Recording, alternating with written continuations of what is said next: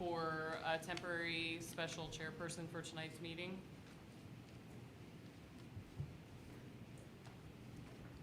Are you the longest serving person? I am. I would move to make her chair. Okay, so nomination for Rosa, and make sure, because of the extra noise, make sure and speak into the microphones to get the amplification. So we've got a nomination for Rosa to be the chairperson. Do we have a second? I second that. Let's take a vote.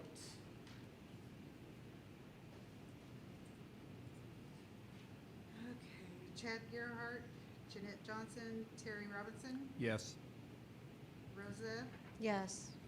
Dan Bryan, Yes. Myron Langretter. Yes. With Thank- 4 in favor, Rosa will chair the meeting. Okay, Okay. so the first thing on the agenda would be call to order and announcement procedure. We have it all listed up there if you Perfect. just want to read it. Okay. So we are going to call the meeting to order at, do we need a time? 6:13. Perfect. Welcome to the September 8th, 2025 Board Zoning of Appeals meeting. The purpose of the public hearing is to gather information from the public to help the commission formulate recommendations.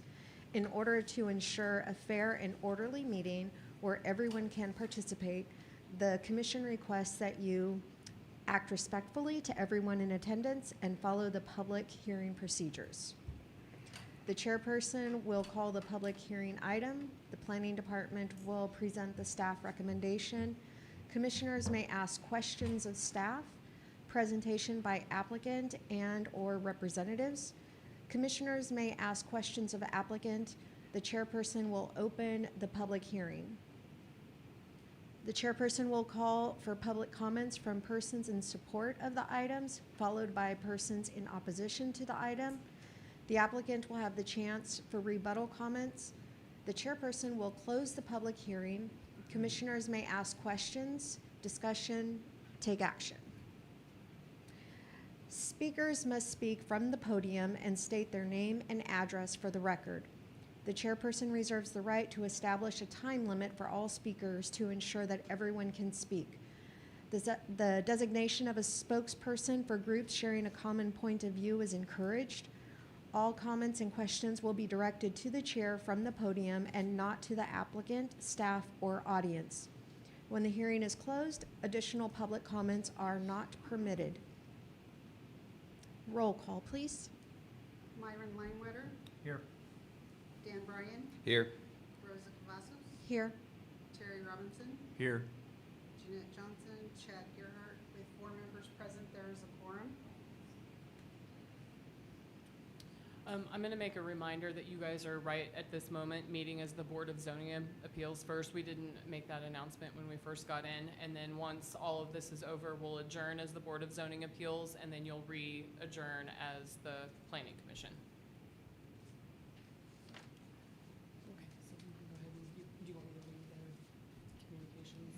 Okay. Why don't we go through that? Okay. Communications from the public to staff? None. We didn't have On any. this one? Ex parte communications by members of the commission? None. None. Okay. None. Declaration of conflicts of interest by commission or staff? None from staff. Okay. Public hearing item is E2501, Charles H. Jones. This is an exception to the Shawnee County zoning regulations, which is for the accessory building maximum size limitations. The purpose is to waive the total individual structure maximum size limitation of 4,090 square feet and allow for a 1,848 square foot lean-to attached to an existing accessory building. It is located at 2245 Southeast Tecumseh Road. Here is the general location of the site, marked by the blue star. Here's the site plan. As you can see, where it says addition, that's the lean-to that they are wanting to add to the existing accessory building.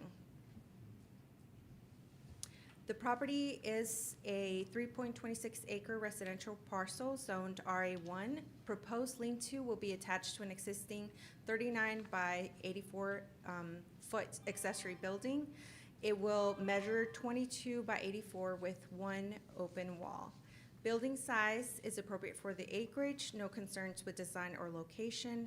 The lean-to exceeds the maximum allowable accessory building size by 1,118 square feet. The applicant was given the option to modify the plans or apply for the exception, so they went ahead and applied for the exception. An exception is a Board of Zoning Appeals action. It is defined as the allowance of an otherwise prohibited use within a given district, such use and the conditions by which it may be permitted being clearly and specifically stated within these zoning regulations, and the allowance being by express permission of the Board of Zoning Appeals. The Board of Zoning Appeals may authorize a larger maximum building area if it can be demonstrated that the area of all accessory buildings will be compatible with the neighborhood in design, location, and size.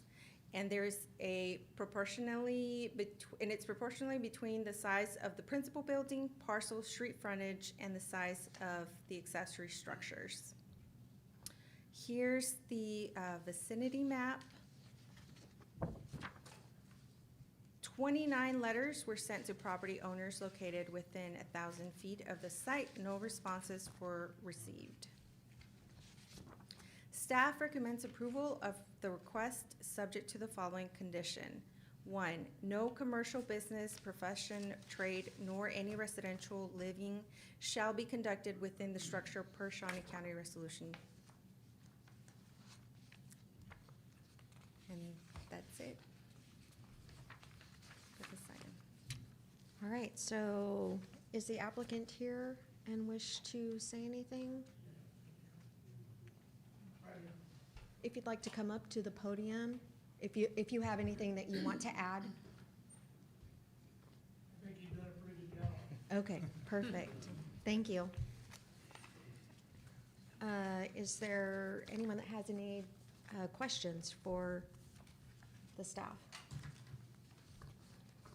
No. No? All right, do we have a motion? I would go ahead and ask for public comment. Oh, just to make public sure. comment, sorry. Yep, in opposition to or in favor of it. Okay. Anybody else? Yep. Do we have anyone here in opposition or in favor? No other public comment? Okay, with that, we will close the public comment. Now, do we have a motion? I move that it be approved, given the stated condition. I second.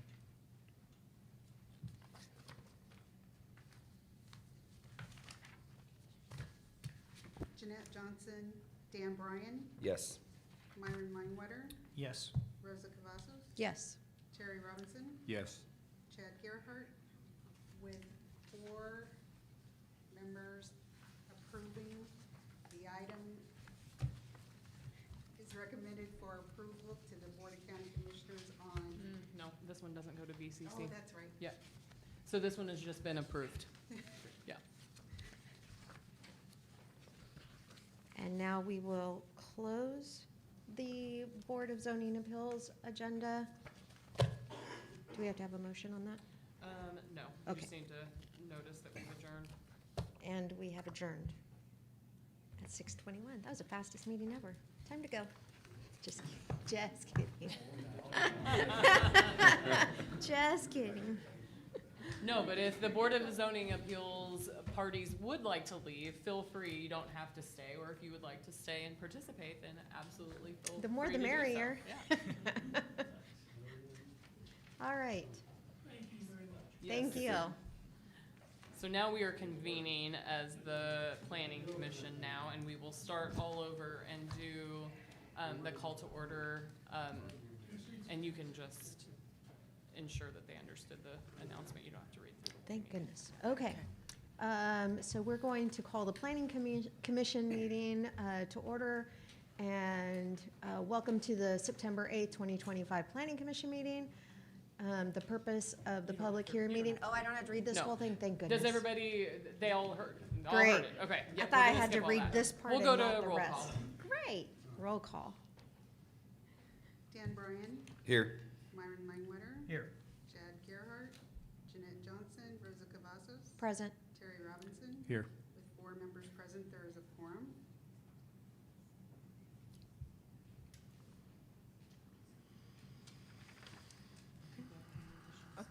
Communications from the public to staff, we have none. Or, Any of the emails that we received ahead of time, you should go ahead and address that you forwarded those to Okay. the commission, and then we did get one today.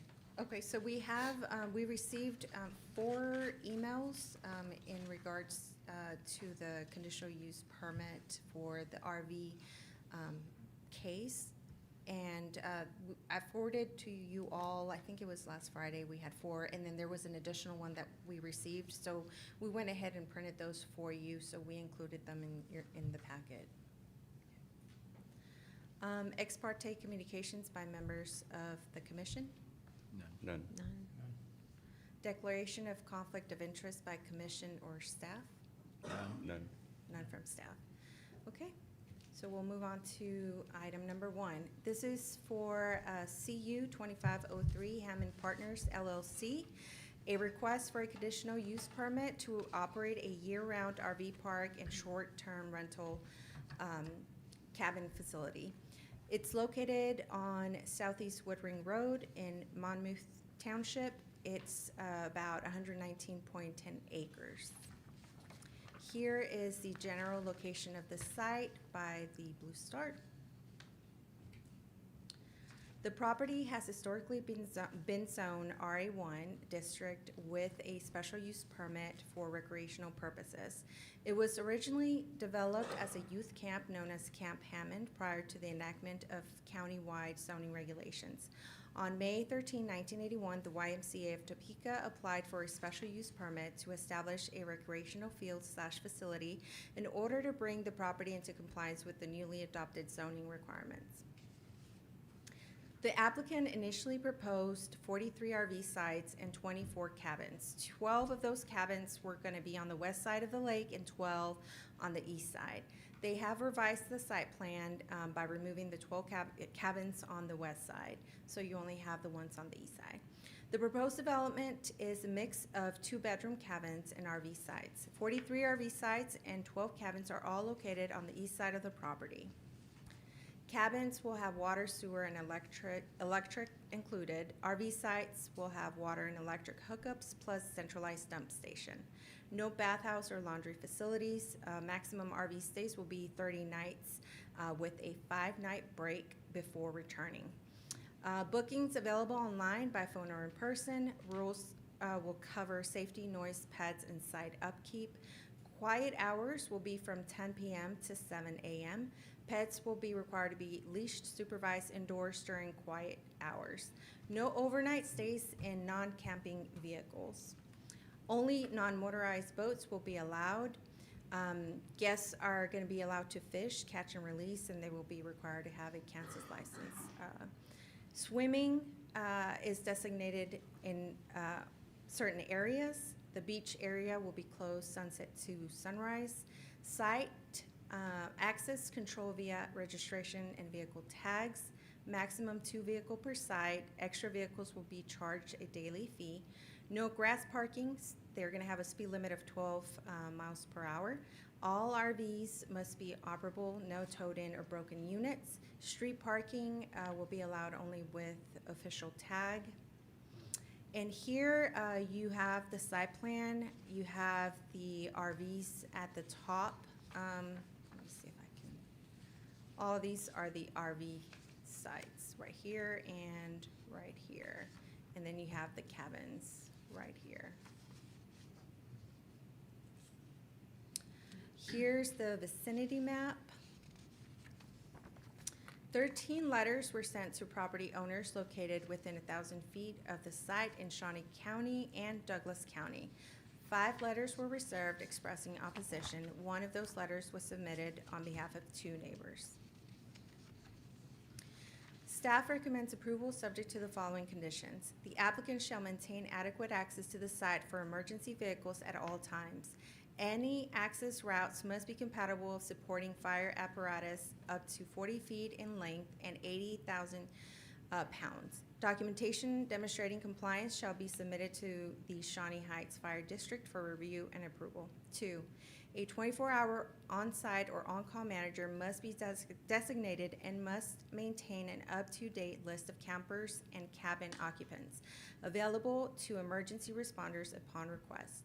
3, a designated severe weather shelter is to be identified to ensure adequate protection for occupants. The location of the shelter must be shown on the site. Details of the shelter shall be reviewed and approved by the Shawnee Heights Fire District prior to operation. 4, the applicant shall install and maintain a mass notification or public address system capable of alerting all occupants to emergencies. The system shall be tested regularly and maintained in working order. 5, the applicant must coordinate with cellular service providers to evaluate and improve cellular coverage, if necessary, to ensure reliable access to 911 services. 6, the applicant shall coordinate with Free State Electric Cooperative, Inc. to determine the appropriate type and extent of electrical service required for the development. All necessary improvements or extensions shall be implemented prior to occupancy.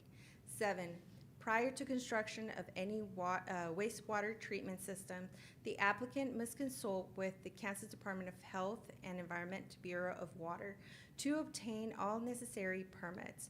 Final lagoon locations must be approved by KDHE.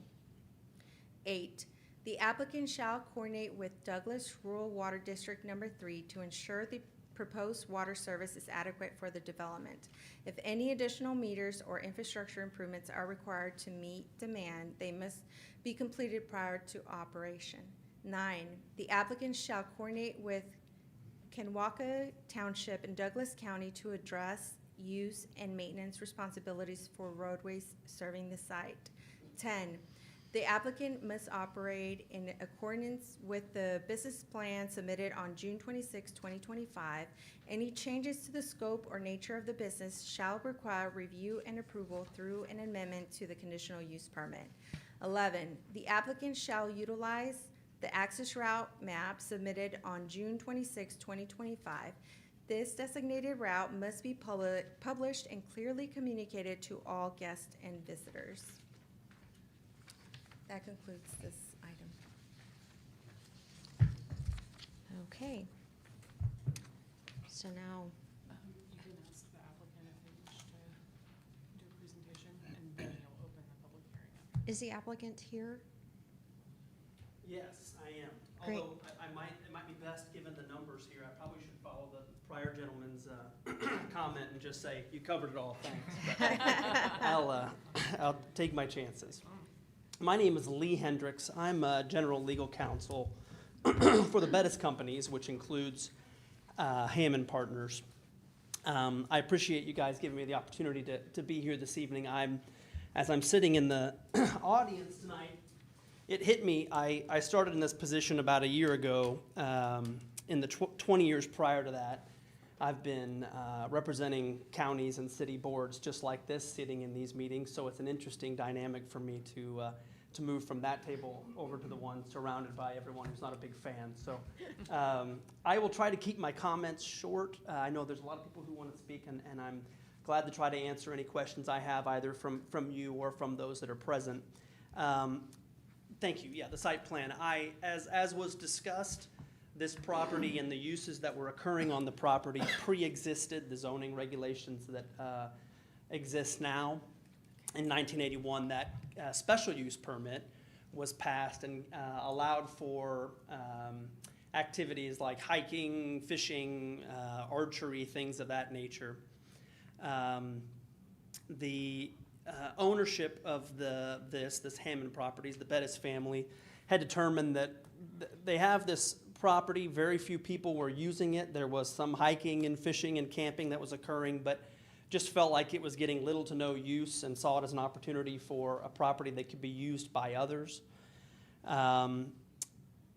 I recognize certainly, and I'm glad to speak to those that are present about, that are neighbors to this property. One of the things that I would stress, and I apologize, I brought a video, and I should have provided it ahead of time, but if I might, it was a video just running a drone along this side, which you will see if you visit the property or in watching that video. This is fairly isolated, with the exception, pardon me, of an entrance on the far northeast corner. There is not much seeing through from this property over to here from the road. It's pretty thick trees and the like.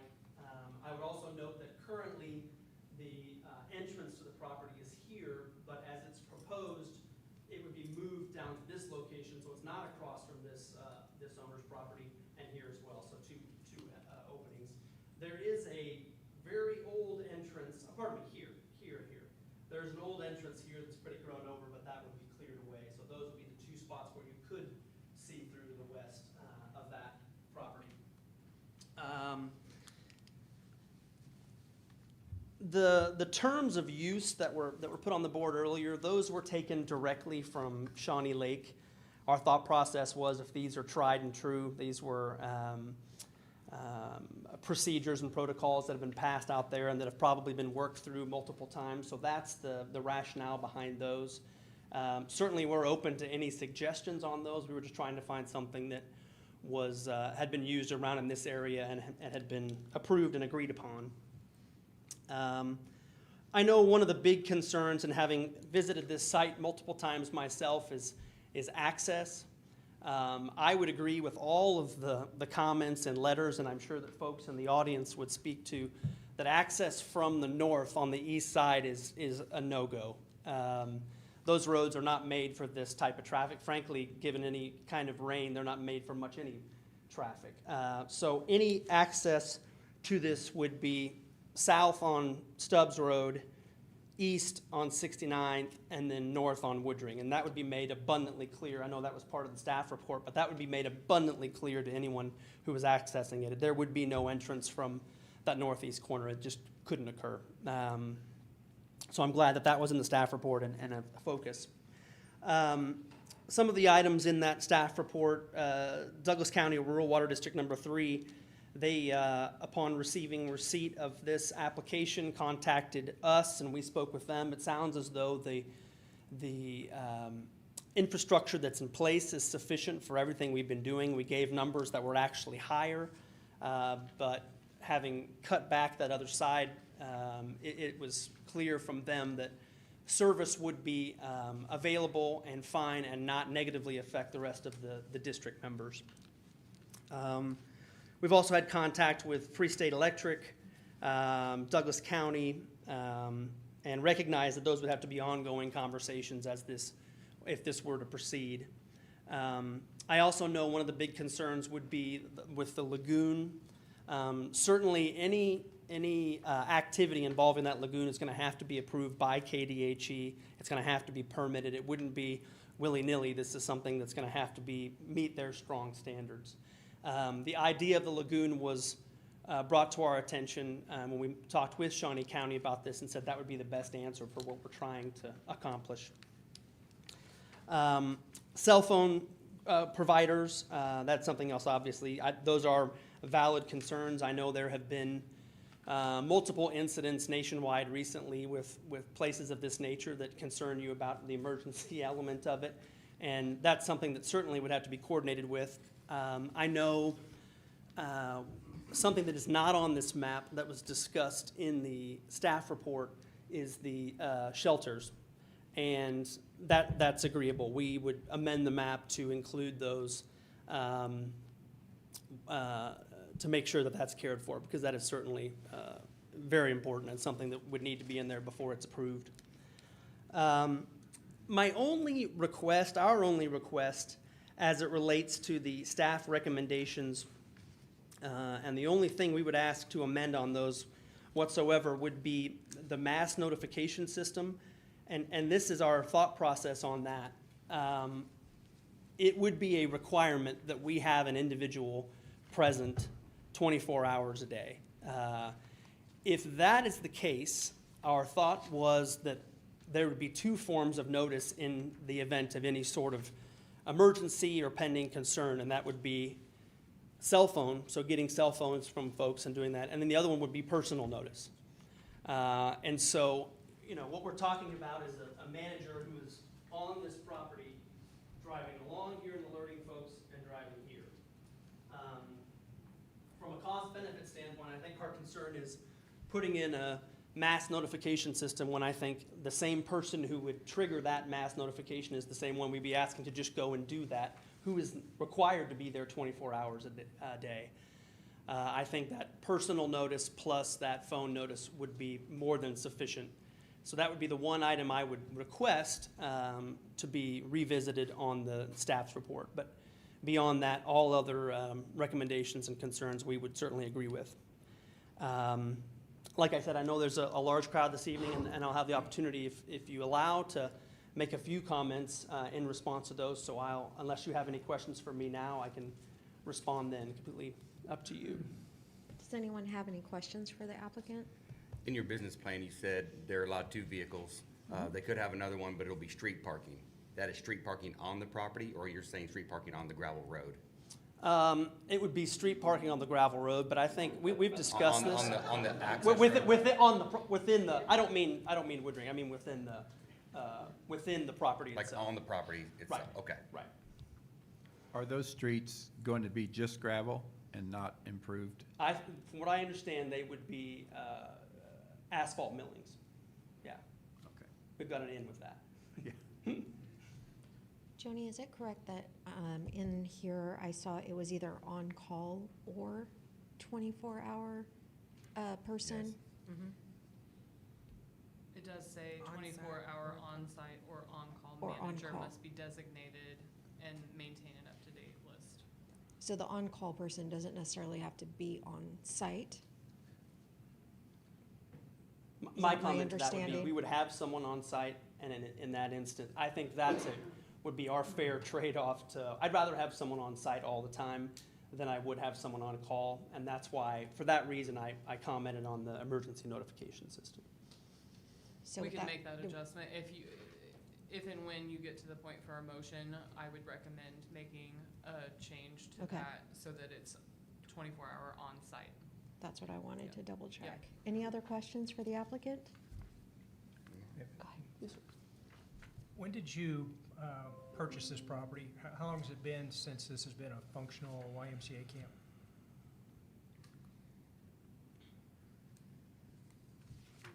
I don't know off the top of my head, I don't want to speak and be wrong on that. I want to say it's been 15 years, but I'm not 100% sure.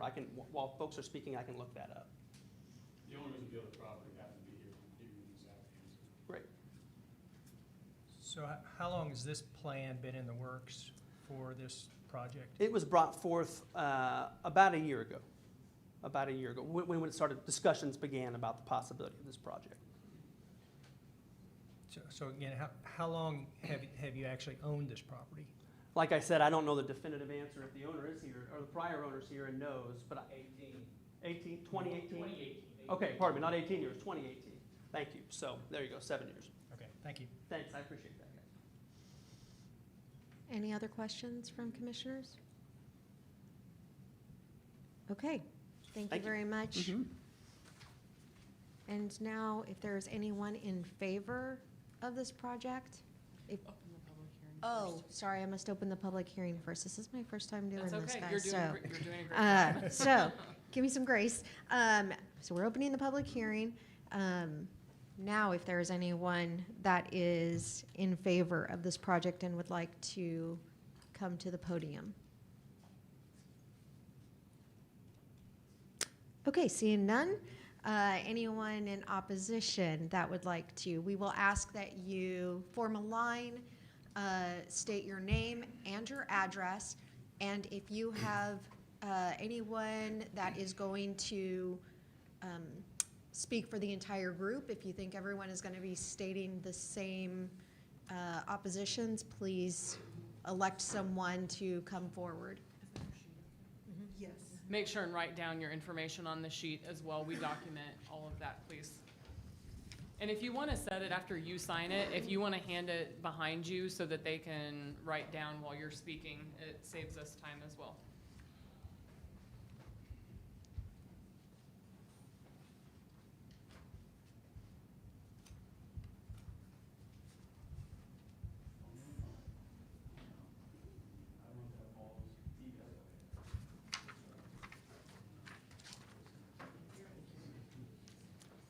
My name's Tom Model. I live at 5922 Southeast Stubbs. We have 100 acres that abuts the west side of Camp Hammond, and we've owned our property since, If we can have everybody in the audience quiet so we can hear, please. Thank you. we've owned our property since '02, when Camp Hammond was still in use, and they had a 24-hour on-site manager then. And yet we had trespassers. I caught trespassers. They dumped trash on our property. They literally came to the fence, dumped trash over. They set up a deer stand. I would find bottles and cans. We would hear them at night because sound travels in the country. We can hear their music. You can hear people talking. You can't hear what they're saying, but you can hear them talking. We moved to the country because we didn't want that. We put our house in the middle of this 100 acres because we didn't want that.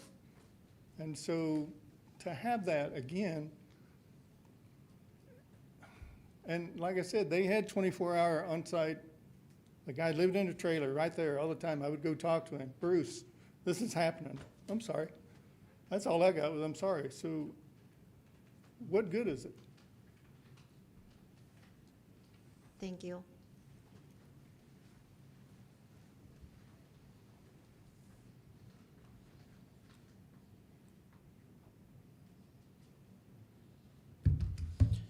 Okay. Just for reference. If you can state your name and address first. I will. Thank Yeah, you. I'll just read it. My property is like top right corner. That's where I live. 1542 E1 Road. We're getting it pulled up. If you give us just a second, Okay. we'll get the vicinity map up. Yeah, so I'm right here. My brother's here too. My house is here, but we own this property right here. Right here, so it's catty corner. I'll just read what I got prepared here. Good evening. My name's Kyle Latham. I live at 1542 E1 Road, across the road from the proposed RV park. RV parks and cabins are great when they are Corps of Engineers land where there is hundreds, if not thousands of acres that keep them from being butted up to the neighborhood. And anyone that goes to them, to the RV park, know that all the people around them are campers as well. We live in a neighborhood that watches out for each other, while we can hear the other neighbors time to time if they have to get a get together. It isn't all the time and not that loud. And we know who they are. This RV park has the potential to triple or quadruple the entire neighborhood's population in a small area. On top of a hill where sound and everything else travels, the noise pollution from the park will be tremendous compared to what we have now. The county roads are not built to accommodate large RV trailers and going in and out of the park, and possibly boats that they would take to the lake, to the lakes, not on that lake, but the other lakes around there. No matter which way they enter, they're going to go whichever way Google tells them to go. They can have it posted, go this way, go that way. They're going to go whichever way it tells them. We all know that, right? We all make that mistake. People get lost all the time out there because it's a county line. It's E1 Road and Woodring Road, so they're going to get confused. Either up the low visibility hills, which are a nightmare for how steep they are in the winter, one of which does not get direct sunlight in the winter, which makes it extremely slick, to where there is no stopping or turning around once you are on it. Below that same hill, there are 2 low water bridges with no turnaround if they go down the hill when it's flooded, which happens anytime we get substantial rain. The county a lot of times puts up a road closed sign just so people don't risk their lives crossing the fast-moving water, which they have no idea how deep it really is, and they don't always get a sign up. On top of the noise, there will be trash and possibly septic lagoons run off into the main waterways that run to Deer Creek when it rains and floods. It will flow through several of our properties where we live. No one wants to be down in a creek with possible human waste in the water. They could get sick, or the pets could get sick. This would also hurt the fish and wildlife, fish that people would normally be able to catch and eat. All this is also would end up in Clinton Lake, contaminating everything on the way. If this was an actual housing development, the residents would be our neighbors, would be invested in the neighborhood, take pride in the land that they live on, but it isn't. Rental properties usually have background checks. Anyone can come and go from an RV park. This is a concern that this could also be used for permanent living and the RVs and cabins for workers. That could go to and from work sites and not just to a getaway for someone to have a nice relaxing weekend or be on vacation.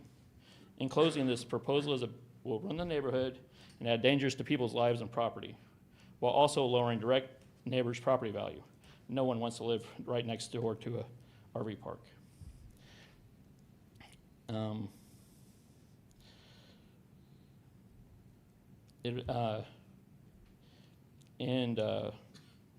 To say this proposal is anything like a nonprofit camp for use that has occasionally use and is absolutely absurd. The residents with little children are worried about the safety of their child with added traffic, dust, and strangers that come and go all year long, with campers with no real connection to the neighborhood. This is all around a bad idea, and I believe if this gets approved and permitted, would just be phase one and eventually add more RVs and cabins over time, compounding all these issues. Thanks for listening to my concerns. Thank you.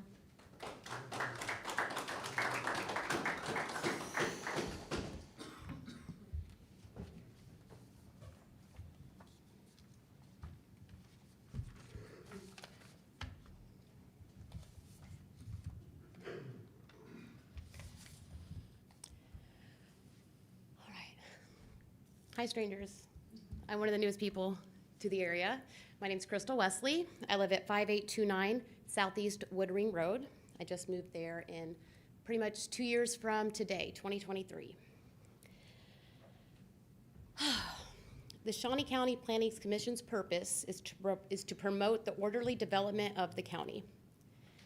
I'm sure each of you know that promoting orderly development is a difficult process. It involves a strategic blend of planning, zoning, community engagement, economic development, and environmental impacts. Taking that into consideration, I strongly believe that rezoning the area on Woodring Road from a rural agricultural district that is surrounded by rural agricultural people would be an irresponsible decision. Smart growth focuses on sustainable, inclusive, and economically viable development. You should be directing growth to town centers to support local businesses and economic growth, not remote areas for private profits. You should also do this to preserve the surrounding rural landscapes and recreational areas. The lakes, we have Perry, Clinton, Shawnee, Pomona, all around. The public hunting grounds all around there. We should be maintaining open space, air and water quality, and protect against environmental risks. You should be also focused on creating a long-term vision for land use. As you can see from the map and list I will be providing to you, there are already a substantial amount of RV and campground facilities in the vicinity, with our specific area being the only rural area without one. The specific zoning regulation for Woodring Road was designed to designate our area for agricultural use, not commercial, not industrial, not single use. This was also to prevent incompatible developments. And as you can see by the amount of adversaries in attendance today, this will not be a harmonious existence with residents. This would be against the community wants and any local needs. The area is zoned for agricultural use, which supports farming, gardening, and rural character, making a campground or RV park incompatible with the surrounding land uses. This also creates a potential precedent for future non-agricultural development. We should deny this development to protect our community, identity, and enhanced livability. And I will be providing with you a map of all the RV parks in the area. Sorry, I'm really nervous and I'm shaking. Additionally, I do want to also off my speech, mention that the special use in 1981 seems pretty irrelevant for something that hasn't been operational for years. And also, there is a difference between a campground for children and an RV park where adults are living for extended amounts of time. Big difference there, so that should not even come into consideration. Additionally, it's very interesting that the notification process is 1,000 feet from the property. My children's bus stop is across from where that opening is of strangers in and out. I got no notification. Whenever you're looking at rural areas where people own 40 acres, 1,000 feet isn't enough. Just a recommendation for the future. Anyways, that's all I have. Thank you. We'll need to not, We're gonna ask you to not do that, or we'll ask you to leave. Let's not cheer. We all know that we're all here for the same reason. Thank you.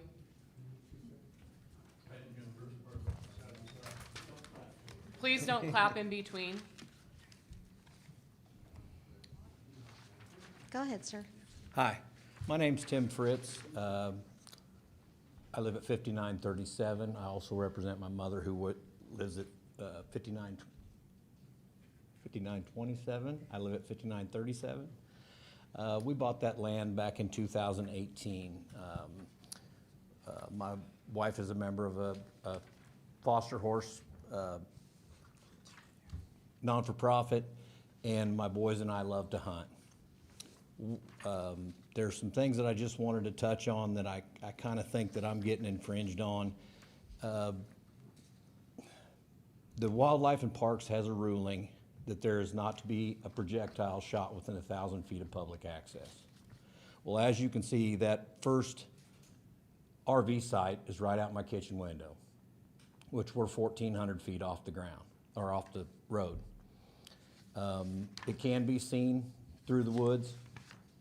And I'm just a little bit worried that I invested my life savings into having, a private oasis, if you will, out there of my own that we could hunt and, not be bothered. I would also like to touch on the water situation. He said that the county water had approved the water usage. Well, that's not happening because my mom bought that place at 5927 and we had a really hard time getting a water meter. They said, we're gonna give you this one and that's gonna be the last one on the road. You better buy it before Bettis buys it. And that's exactly the wording. So we went down and bought it right away. And to my knowledge, there is no more water on that road. It's all gonna have to be improved. The gate access that they're talking about, I was gonna touch on that. The gate access on the far north corner of that's actually my gate too. They're two gates back to back. They're less than 3 feet apart. That road from my driveway is Kanawha Township north. I did talk to one of the Kanawha Township Board. They said that Douglas County has already shut down all the north travel, as he said. But I honestly don't think that there's enough room on that road for two campers to pass. It's just not going to happen. Anyway, I'm not very good at speaking, but those are just kind of some of the points that I wanted to lay out. I am in opposition. I think they can find a better use for that property in the long run, and we'll leave it at that. But thank you for listening. Thank you. Where's your property again? Which one is your property? It's 5937. This is my house right here, Okay, and that first campsite is right here. yeah. Thank you. I'm Wyatt Schuman. I live at 8240 Southeast 69th Street. I represent myself and my grandfather who lives at 7 North 1400 Road. We're ranchers, we're proud beef producers. My family traveled back and forth to the Midwest from Austria-Hungary 3 times in the 1870s and early 1880s and settled here with you fine people in 1884. My family still works and operates the same piece of ground and other surrounding parcels that my original family settled in 1884. We move a lot of heavy machinery. We drive cattle back and forth across the road as we control land on both sides of 1400 Road. I've got property on Woodring Road and I live on 69th. Mr. Hendricks, have you personally ever drove your Cadillac or your Tesla down Woodring Road? Please address You'll the have to address the chair, please. Okay, that's fine. I didn't think so, but we move cattle back and forth up and down the road. Our utilities will be affected. Our property values will be affected in a time where our property values are very important as beef producers, as we require all the borrowing power we can get to continue to operate in times of significant inflation. This proposed project will be presented to this committee as progress. It is a Ponzi scheme that benefits one large entity that has several other places they could build this, several other parcels of land they could do something with other than disrupting my way of life and the other people in this room.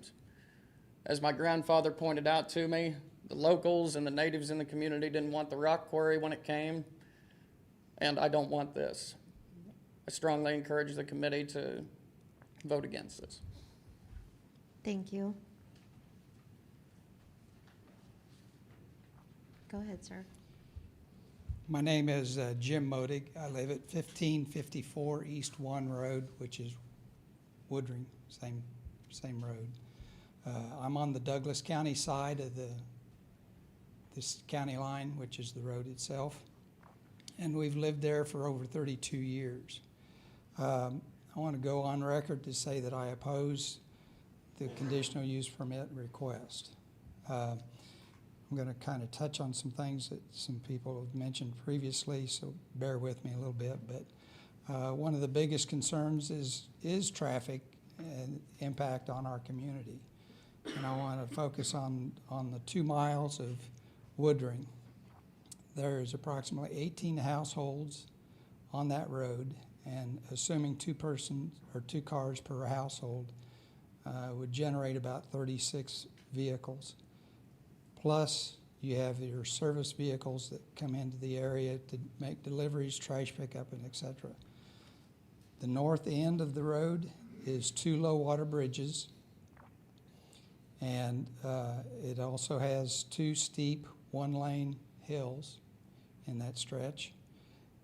And the condition of those 2 hills as well as the low water bridges are very, very poor.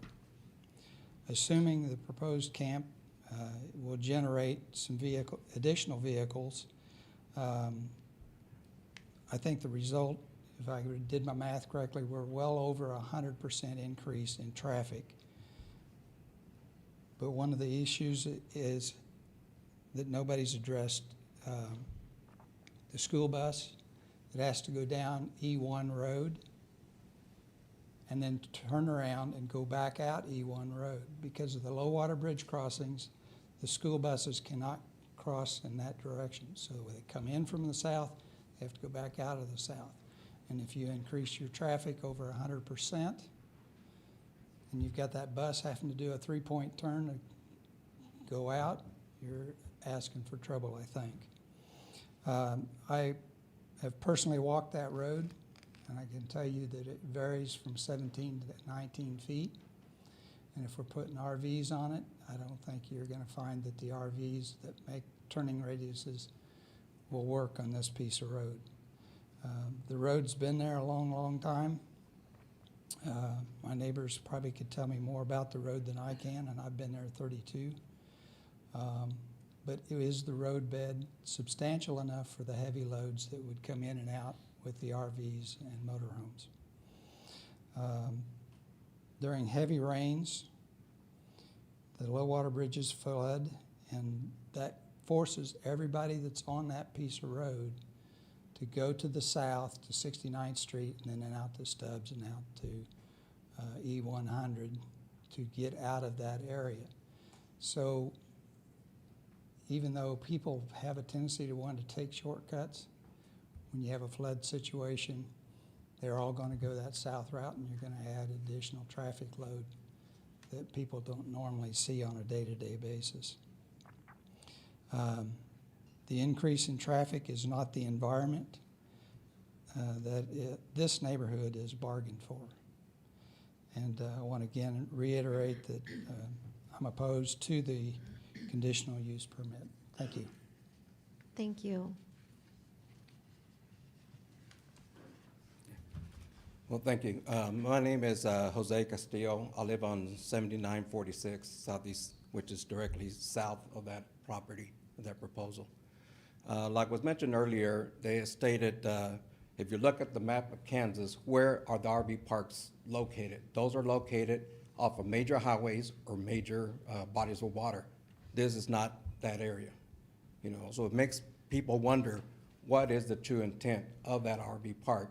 I know that Bettis has used other property where they house workers, so it makes us wonder what they're going to use this for.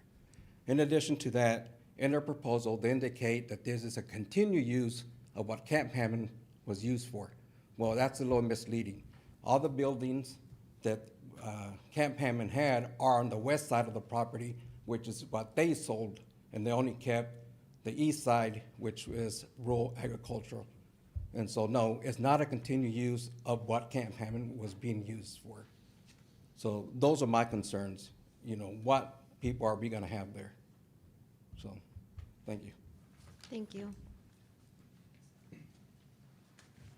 Pat Cullen. I live at 6419 Southeast Stubbs Road. And basically, what's been covered here, I won't go over it because I agree with it all. I'm against it. I'll just say that I did business with Bettis for over 30 years, Terry and Kim. I'm really not familiar with the new Bettis company, but I do know when we had a problem with the pond we thought was going to break into Deer Creek, which is right on my property. Couldn't get a phone call back, no response, you know. And is this what we're going to deal with if they put this in? So I'm not, I'm pretty reluctant to tell anybody what they can do with their own land. But since this is a change in zoning, I would strongly recommend that it not go through. Thank you. Thank you. I'm Aaron Hoffman, and I live at 6645 Southeast Wood Ring Road, Marshmallow Farm. I was born and raised in Topeka, moved out to the country. We were one of those families. Wouldn't it be something if we moved out to the country? And some of these people can actually tell you it took a while for the Hoffmans to adapt, because I come from a neighborhood, you know, out west in Auburn, and you would just wander wherever you want. And it was kind of neighborhood-ish, and so, you know, it was kind of okay. In the country, it's not like that. You can't just go wherever you want. Or you probably could be met with a shotgun with the owner. And that's the truth. Ask me how I know. It's a different group of people. When I hear that there would be road improvements, I'm letting you know, not as a pat on the back, but I drive new vehicles, and they are always dirty. And I knew what I signed up for. I don't want clean vehicles. That's why I moved out there. Had neighbors peeking around their garage doors, seeing what the Hoffmans are doing in our old neighborhood, and that's why we wanted to be out. When cars go down our road while I'm working, all these people are blowing up my phone. Who owns the blue car? That's how closely they watch this road. I don't want road improvements. That's me. The big, huge hill that keeps the buses turning around, that's why we moved out there. We really like it. We like it when the low water bridges flood out. My family goes down there, and we like throwing logs in there and seeing how far they go, whatever. My 9-year-old gets a kick out of it. I'm going off script, just to let you know. It's very easy to spend other people's money, and it's also very easy to cast a vote when it doesn't really affect you. What I'm asking you is if any of you think about your current living location, would you want an RV park right there? Would you want it on your road when you're waiting for children just right at the end of your driveway, but you don't know who's coming and going? I get it. An RV park sounds so family friendly, but the truth is we don't know who's coming in and out anymore. And that goes for your neighborhood. You wouldn't know. There's always a connection. Somebody always answers the text. Oh yeah, that we're having workers. Oh yeah, that's my so-and-so. They're coming in from town. These people, we don't know. And I think we live in a time where we're all very educated when that's not good. That's not good when we have a high influx of people we don't know. So, please vote on if it were in your neighborhood. Appreciate your time. Thanks for everybody coming out. Thank you.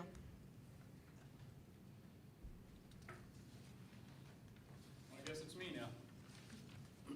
Good evening, ladies and gentlemen of the committee, neighbors, friends. My name is Mitch Neerum. I live at 6423 Southeast Woodring Road. I am the property directly south with a fence line sharing the Bettis property. I'm here in opposition to this. 2019, when we bought our property and moved out here from Colorado, my story is similar to Aaron's. We expected peace and quiet. Much like Tim, I invested my retirement fund into this property. I tolerate the 4 o'clock booms from the Bettis rock quarry. I accepted that as something that was going to happen as I moved into this property.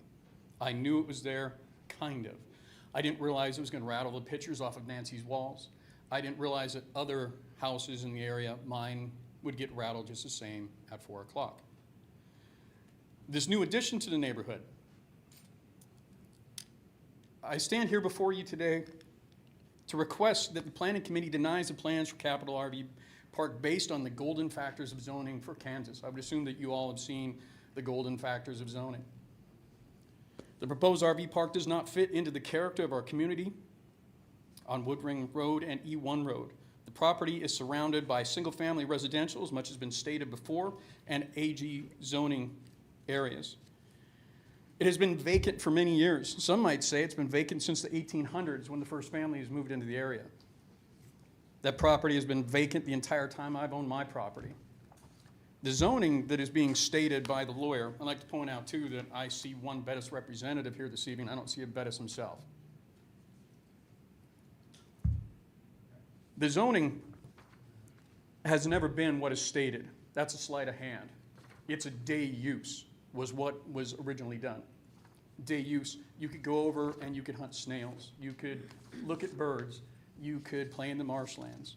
It was never designed for camping, overnight stays, or anything else other than day use. To state it as it's just a continuation is a fallacy. You can pull the permit, you can take a look at it yourself. It was a day use permit. We have the original blueprints for what is there, what was intended to be built, and there was never going to be a sleepover structure on this property, ever. In 1977, those prints were put out. So we've been vacant since at least 2019, and again, some would say since the 1800s, since some of these families. There's 2 families here representing families that have been in the area since the 1800s. One of the families sold off that land.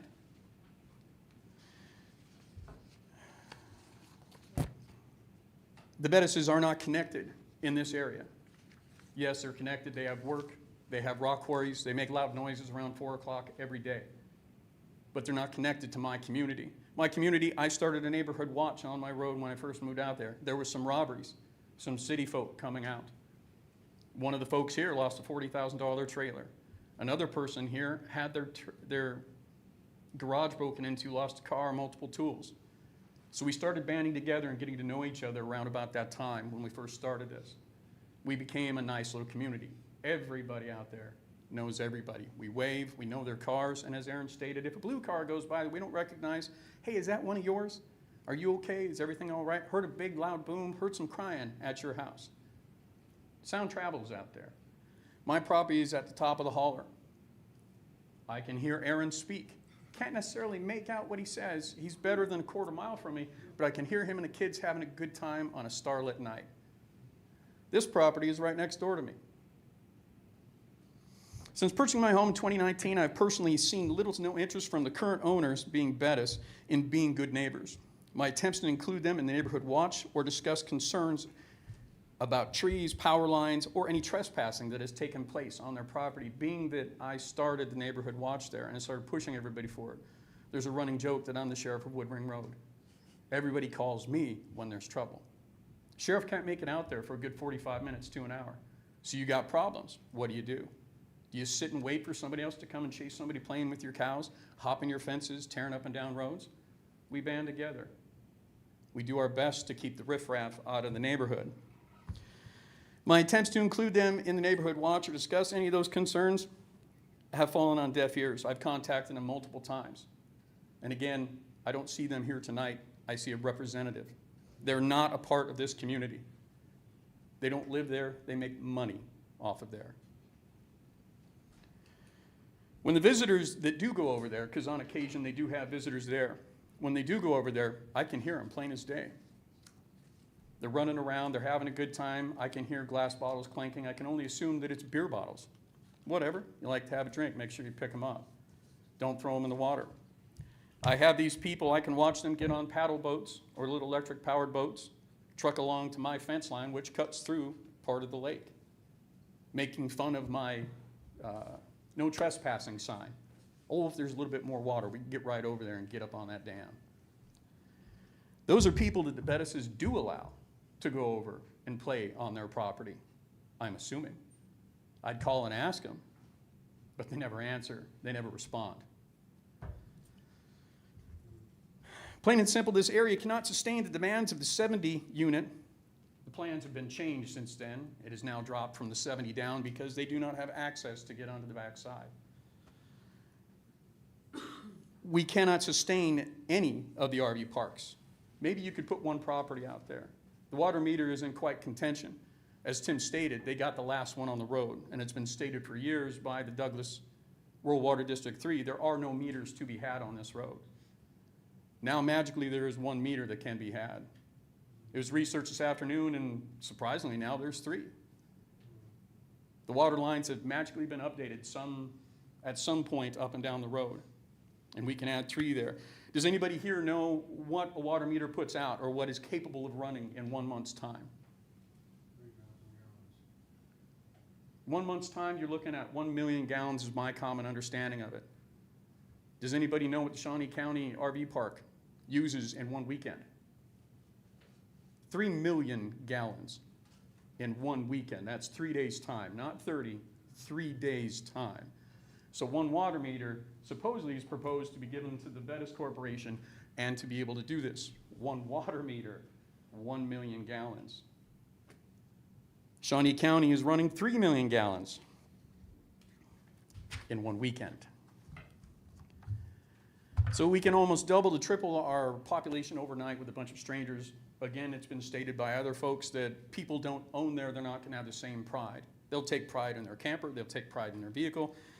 Most likely, if anybody's been to an RV park, you go there for fun, relaxation, hoop it up a little bit. I'm not the hoop it up kind. I don't want hooping it up happening 5 feet from my fence. I don't want some guy on the 4th of July with fireworks setting some stuff off and burning down the forest right next to me. Fire hazards is already an issue, but we'll get into that later. Police and fire response times are an average of 45 minutes. I may have timed it myself, being that, everything okay? I may have timed it myself, being that I've had to call them a few times with people trespassing, stealing, and the folks that we have tracked down. 45 minutes. Road signs get stolen from out there from folks that come from in town to out of town. The environmental impacts would be severe. Water usage, pollution, electrical demands, trash, human waste, and damage to already fragile roads that have been mentioned multiple times tonight. There is not physical space to get 2 vehicles towing campers with people that are inexperienced towing campers. We have farm equipment, cattle, and other things going up down the road, and that is what it's designed for. The lagoons, that's going to be a big contention point.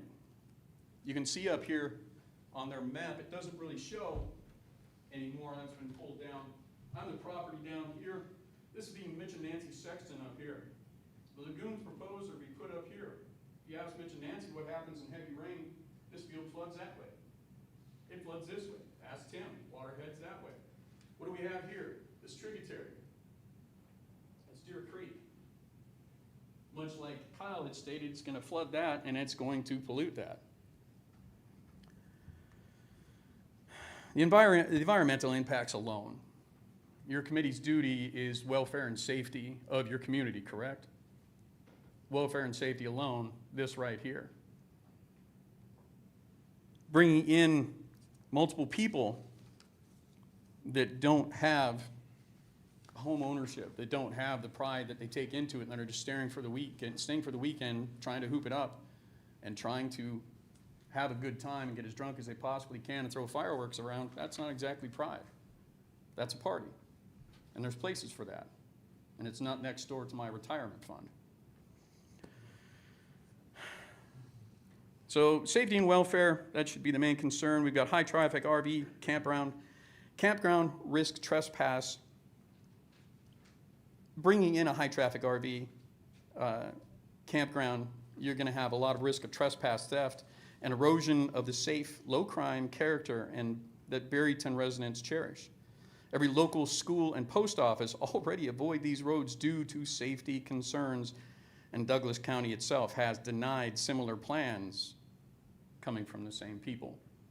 That is why they do not have access to the front end, the north end of the road.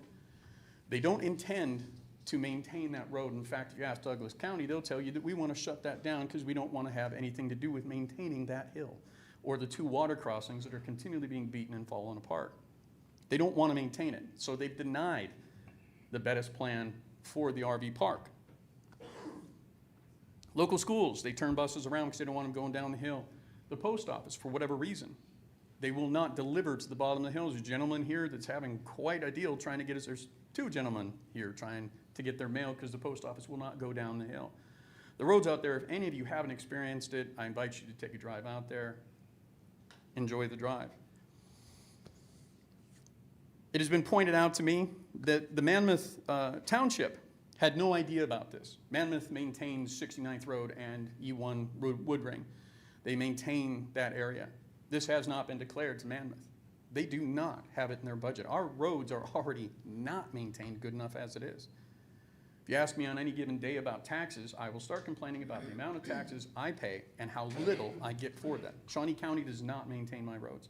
Maybe but once or twice a year somebody will go out and grade it, maybe throw a few rocks down here and there, but for the most part, the vehicles, the nice vehicles that we have, are getting beat to death going up and down the roads because there are potholes, they're dug out. I get it. It's a dirt road. I signed on for it, fine. But I signed on for the neighbors I have, maybe a couple of more, but not 100 more overnight. Monmouth doesn't know. It hasn't been declared to them. It was brought up by one of the people sitting in here that goes to the Monmouth meetings. They were surprised, and I think they're working out how to not have to deal with that. 24-hour security. 24-hour security out there. There is none. If you ask any of the folks out there, we're on our own. It's us. We lean on each other to try and take care of things. These new people coming and going. I have heard stories since the day I moved in there about the YMCA and the lost stragglers that would wander up to the Edmonds' door in the middle of the night because they didn't want to be at camp anymore. These are just teenage kids trying to go do something better than what they were stuck with doing at the YMCA. I don't think an RV park would be any different. The other part of this is what was mentioned previously. It's been found through our research. I didn't know much about Bettis prior to starting this whole journey, and this journey has consumed a lot of my time. So thank you, Bettis, for that. In my research, I have found that they have several sites that they have bought and they have used to house workers. I don't see any reason for a company that pulls in tens of millions of dollars every year to just have an RV park because it's a whim. There's a purpose behind everything a millionaire does. This isn't fun. If they wanted fun, they'd build a house on it, they'd boat up and down, we'd shake hands, we'd be neighbors, everything would be peachy keen. This is a business endeavor. This is a great way to house your workers and have them close to work sites. So for these reasons, I respectfully urge the committee to deny the capital RV park proposal. I see at the beginning that you all wanted to approve this. You already have approved it, which I don't quite understand how it could be that way without hearing from us. Again, please, do not pass this, do not allow this to happen. It is going to change our entire community. It is going to destroy our property values. Doing study searches, 20 to 30% is what you can see in a decline when you put an RV park next to a group of housing. I don't want to take a 20 to 30% hit, and I'm sure Wyatt and the rest of the cattle workers around there don't want that either. Borrowing power goes away pretty quick, like he said. Changes the entire neighborhood. Not a single one of us will probably be able to sell our houses and get out of the neighborhood if we want to, if this RV park goes in. Tanks the entire value. Destroys everything that I fought 51 years to get. My retirement went into this. Moved from 10 hours away to here. And here we are having to deal with somebody trying to turn it into something else. Thank you for your time, ladies and gentlemen. Thank you. Are you our final person, sir? Or have you already gone? I think so. All right.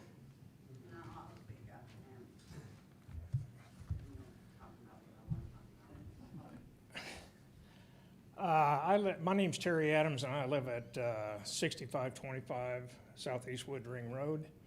And with my wife Joy, we got there about 2012. And it's a great place being out there and everything. And there's a lot of things I could sit and talk about, but these people have already talked about it. I will say one thing about those roads. There's cattle that get out sometimes. Cattle drove up a road. We ride horses up and down the road, walk dogs up and down the road.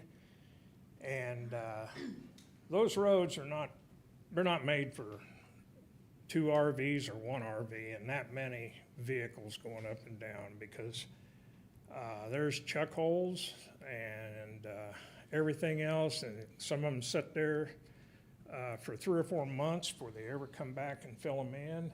Snow removal out there, you get a big snow and get drifts out there. Well, I think last winter, it was about 4 or 5 days before they ever got out there. My wife called them, and I don't think they knew that was in Shawnee County, or they're responsible for it. And they've checked on it, and about 3 or 4 hours later, they're out removing it. That's really about all I got to say. Everybody else said everything that I had, and I just want to let you know that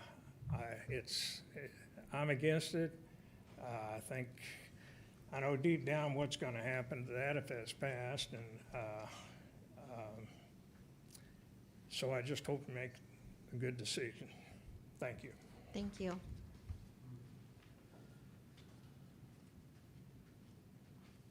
And don't forget, if you haven't signed your name over there, to make sure that you do that, please. Okay. I'm Joy Adams. I live 6525 Southeast Wood Ring Road. And safety, it's a big safety issue. You get that much traffic, that little road, and I know he mentioned something about paving that road. Paving that road is not gonna make it safer whatsoever. You have people that like to walk their dogs, go for walks for exercise, horseback riding, slow cars, too much traffic for there. Okay, I'm nervous.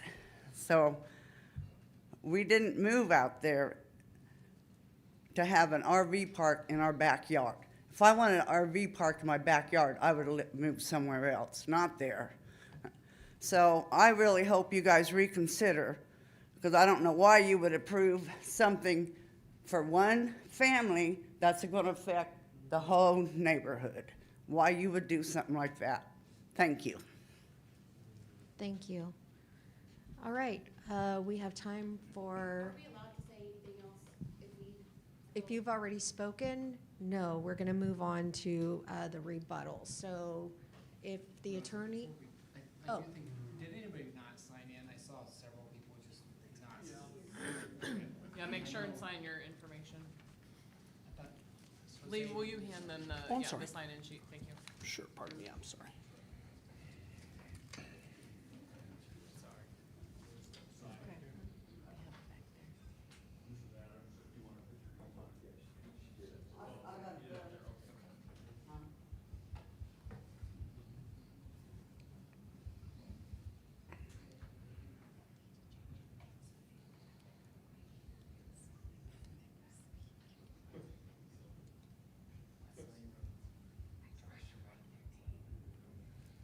Thank you.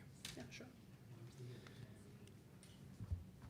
I appreciate the opportunity to respond to some of these. I just kind of highlighted some of the recurring issues that came up. Two things that are procedural that I think it's important for the commission to remember. There was multiple comments that this was a rezoning or a change in zoning. Conversation was had about a review of the golden factors. I think we're all aware this is not a request for a rezoning. Your regs have determined that in certain instances, there are uses that through this process can be approved. That's why we're here this evening. And so while I appreciate the concern and the frustration of folks, we're not asking for a rezoning. On a similar note, there were multiple comments stating that our application stated this campground was a continuation of Camp Hammond.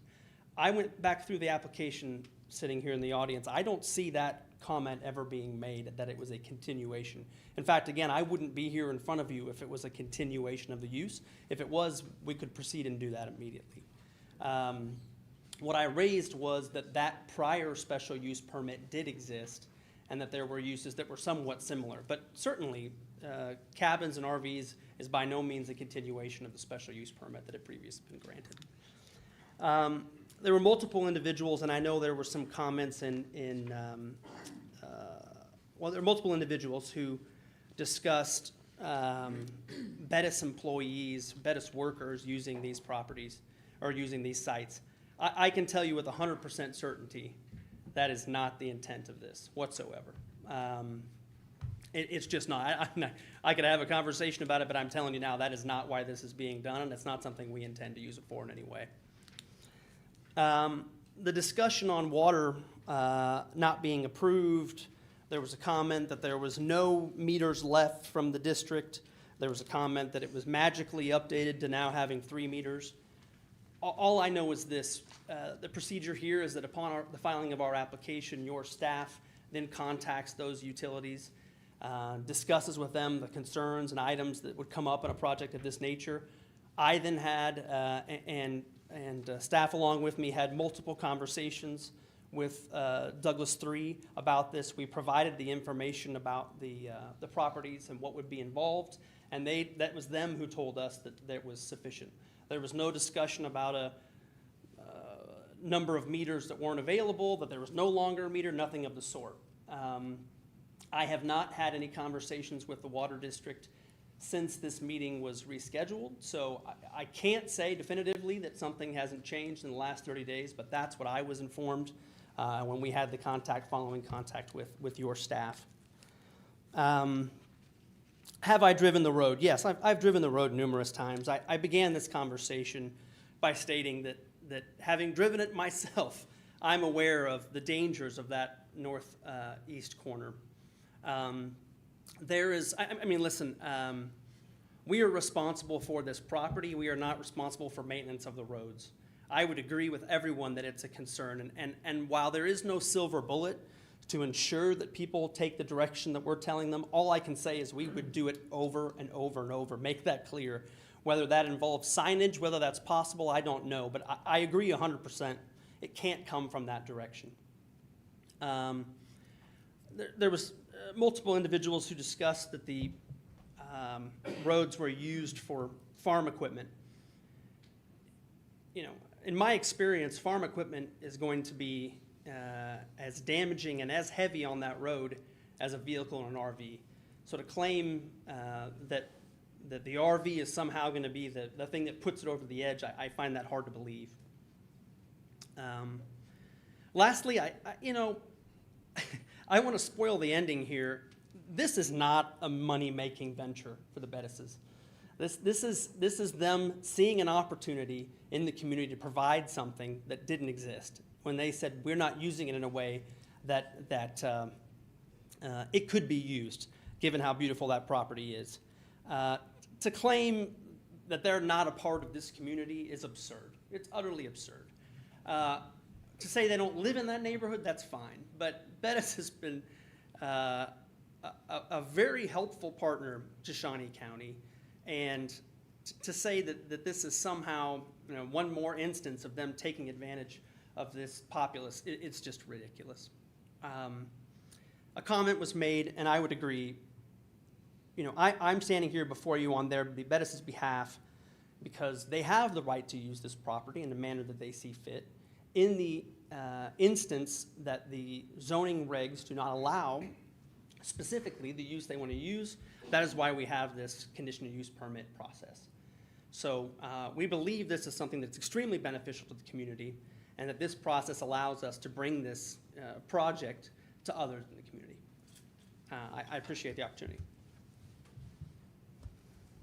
Commissioners, does anyone have any other questions for the attorney? Sorry, it's just for commissioners. Okay, how about for staff? Go ahead and close the public hearing. Oh, okay, at this time, I will close the public hearing. Now, commissioners have any questions for staff? I have, I think the key, and there's a lot of things been presented here tonight. If I was to talk about my main concern, it would be the condition of the road that has been discussed and even kind of seconded by the representation of Bettis. Has anybody been out there to look at that road to see the condition of the road? When an application is filed, as you know, we send out the documentation to a host of entities. In this case, because it straddles the county line, we sent it to both Shawnee County entities, Mammoth Township, as well as to Douglas County. Douglas County did get in touch with Kanawha Township as well. We were not aware that they needed to be notified based on our mapping. We don't have all of that information. And we've heard from all of them. No, well, I take that back. We did not hear from Monmouth, but we did hear from everybody else, and nobody addressed a concern with the specifics of what they're speaking of, other than we've clarified that the route needs to be from the south because the route from the north is not suitable. And so that's why that is as a condition for the conditional use permit. Nobody, even the applicant, believes that the RVs or any traffic should be coming from the north. And so that's why that was added as a condition and as a part of their business plan. So do we know there was no opposition then to use the road coming in from the south? No.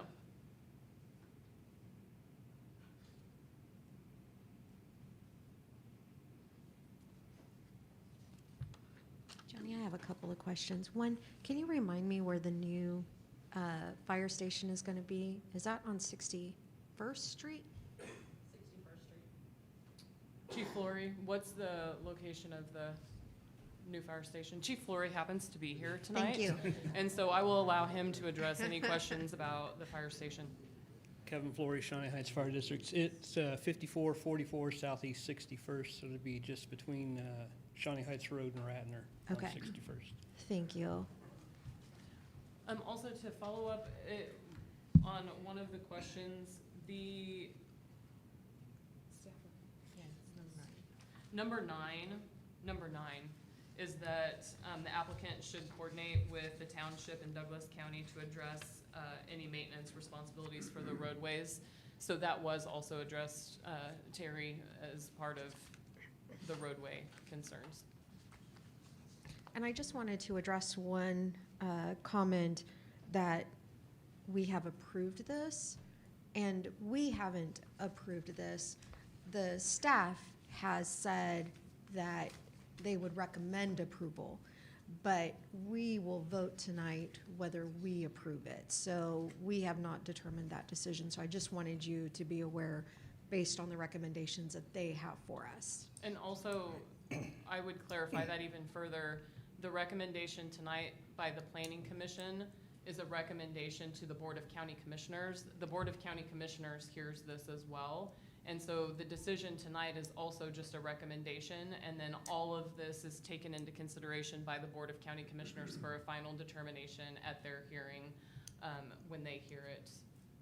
Should be, this is September, so in October. Thank you. Yep. Any other questions for staff?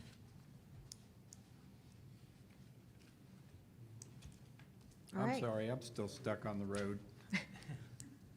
Um, So the plan is to use 69th,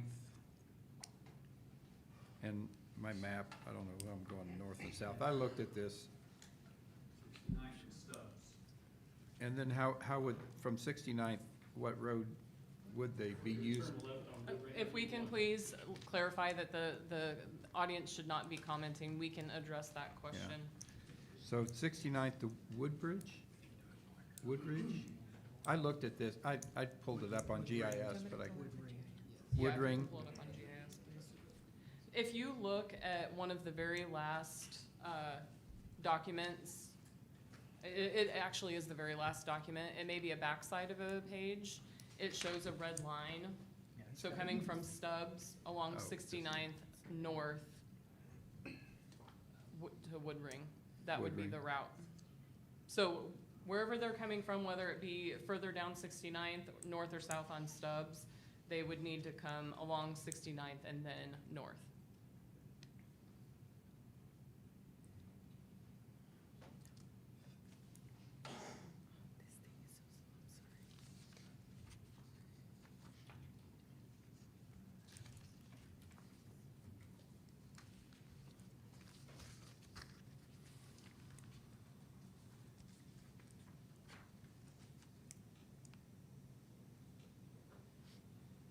Terry, does that address your? It does. I wish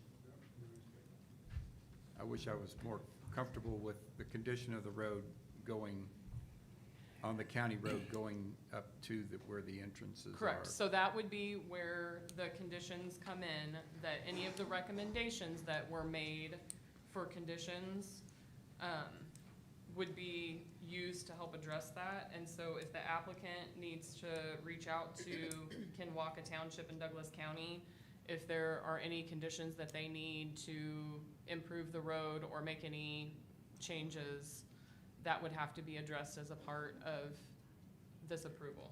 And at this point, that's a gravel road. Correct. Woodring Road is a gravel road. And depending on the location surrounding this property, depends on who's maintaining that road.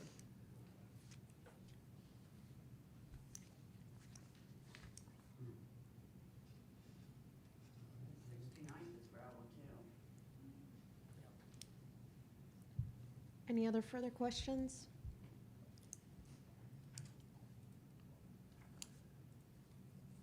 Does anyone want to make a motion? I would make a motion to deny the application. I would second that. So we have a motion, and second, and roll call.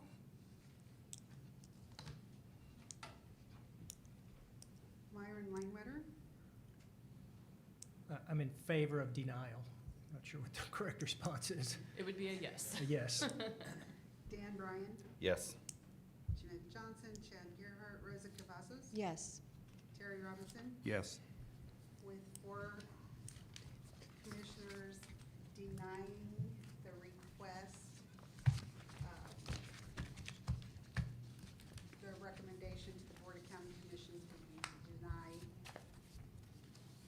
the application. And just to notate for the people that are here on this matter, it still goes to the Board of County Commissioners, and the Board of County Commissioners will consider it at that time and have the ability to go either way. So, just so you know. Can we ask one question about that? If you want to contact one of us after the meeting, it would be better to address that outside of today. Thank you, and if you don't want to hear the last piece, you all are welcome to leave or stay for the party. Thank you, ladies and gentlemen. Thank you.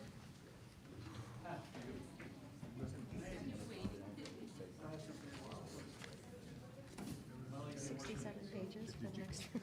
Yeah, I know. I'm like, oh my That is a gosh. whole lot. That was, I know, when I was going through the email, I just kept scrolling and scrolling and scrolling. I thought maybe she hit send too many times. I was like, that's a lot of pages. we were like, Drainage report, probably. whoa. Oh, it's soil stuff, drainage. I don't know, I thought maybe, you know, drinking on the job or something. Yeah. Just sending out everything.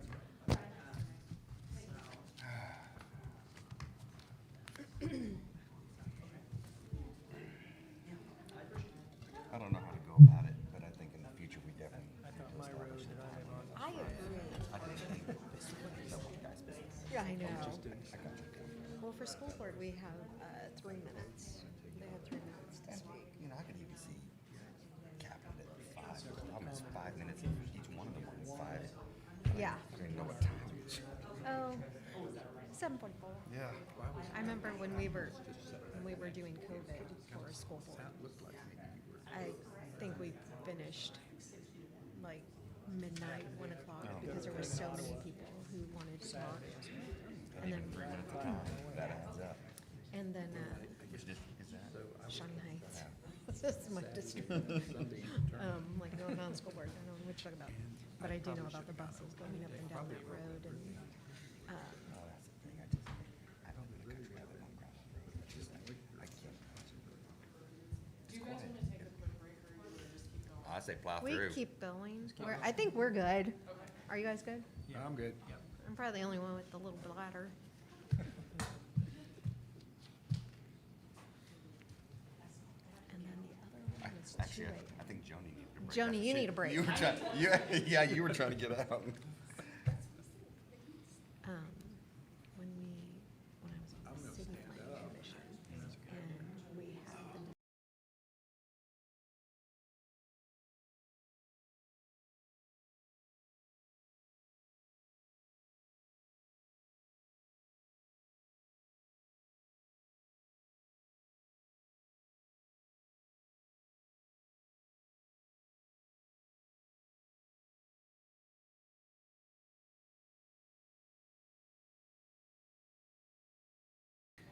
I think I'm definitely skipping the solar panel meeting. You go ahead and put me down as a no whenever you schedule it. October 13. Oh, I'm not gonna make that one. Yes, you will. I gotta I'm prepare like, for am I Halloween. out of town? The other 4 are gonna come. We'll talk about that in a few minutes. Yay. We need those rising desks. Oh, are we ready to roll? All right, let's go. All right, item number 2, it's case number CU 2504 Dawson Substation. This is a request for a conditional use permit to construct an electrical substation. It's located at Southwest Murray Road in Mission Township, and it's about 6 acres. Here's the general location of the site. You can see the blue star.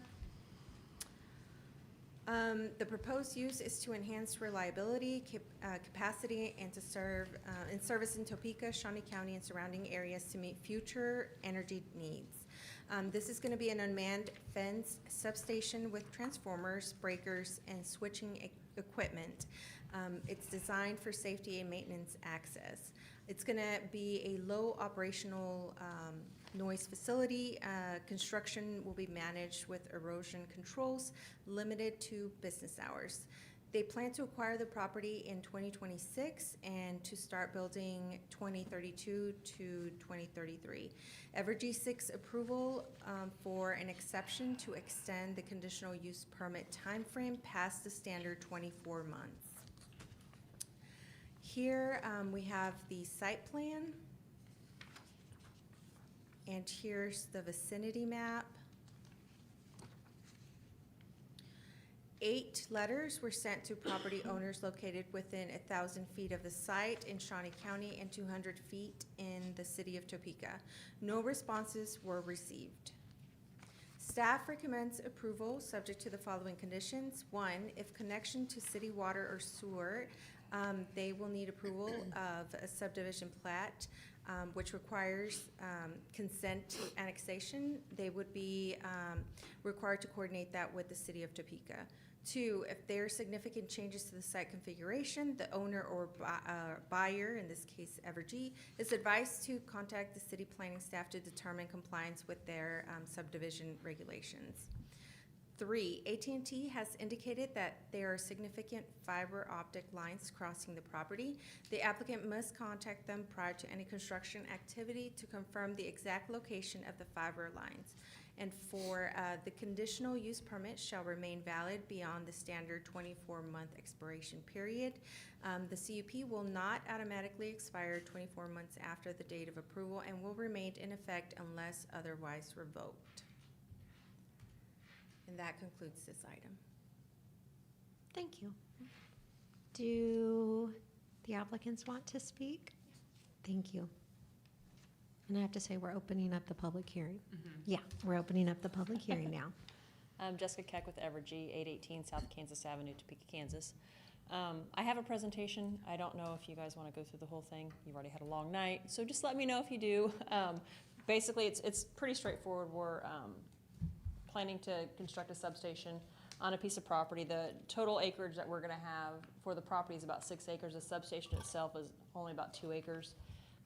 There is a berm along the southeast corner to try to kind of hide it from the Historic Society view. There's some trails and stuff back there, and we had met with the Historic Society and talked to them, and that was one of the suggestions that we came up with. The fencing is the 3/8 mesh, 7 foot tall with a foot of barbed wire on top. We actually have some masonry walls as well, but we actually thought this was not going to stand out as much because masonry walls in that area are going to be very prominent and you can see them very well.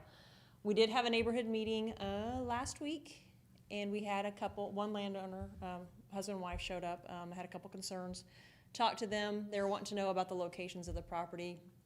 We had extensive conversations with Wildlife and Parks. This is a location that they selected for us to use. It's the least impactful to the environment on their side, and then the hunting and stuff, that's the side, that's the spot that they thought would be the least impactful on the property. That is pretty much all I have, unless you guys have any questions for me. Commissioners have any questions? Go ahead. So you bought this, how big is the site, 6 acres? We haven't purchased it yet. We have an option. We will purchase it after this if we get approval. We always try to do this first, and then if we get approval, we'll purchase. Yeah, it's 6 acres of the purchased property. The substation itself will be about 2 acres. But on that other slide where you saw the blue area, that's kind of the drainage basin that we have for the site for stormwater runoff, and then the extra areas for grading. When we're done with that, only the substation will be fenced, so the rest of it will likely be farmed back to the previous landowner. That's what we usually do with the extra acreage that we have. That's not some part of the system. So KDWP owns the big piece of property Correct. there, and they're selling you this little parcel, correct? Correct. How did you happen to pick this site? We actually looked for a lot of sites in the area, talked to several landowners. This was a multi-year process to even get this site selected. We had several other areas selected, and we talked to landowners, and we always want a willing landowner. We did not find a willing landowner. Started talking to Wildlife and Parks, and they were a willing landowner, and then we negotiated this site with them. I think this is probably the 5th or 6th person we talked to. it's an eyesore in a really beautiful part of the county. That property back in there is pristine. Disappointed that you're putting it there, but that's I understand, like I personal said, opinion. I understand that, and I do appreciate that. Like I said, we talked to several other locations. We need the power for this area. We see the growth that's happening, and we have to think ahead to what we're gonna need. We have to supply power. We have to find a place to put it. We tried other areas that did not work. We don't condemn for substations. We never will, not in Kansas. So this is our willing landowner. This is the spot that they selected for us to use on their property. How far off of Urish is this fence area gonna start? I can't read it on the. Is it 4? Hold on, I don't have the big site plan either. Can you read that, Chris? I want to say it was like 85 feet. Don't making me a liar. 79. Actually, I take that back, 79 from the center line of yours. Okay.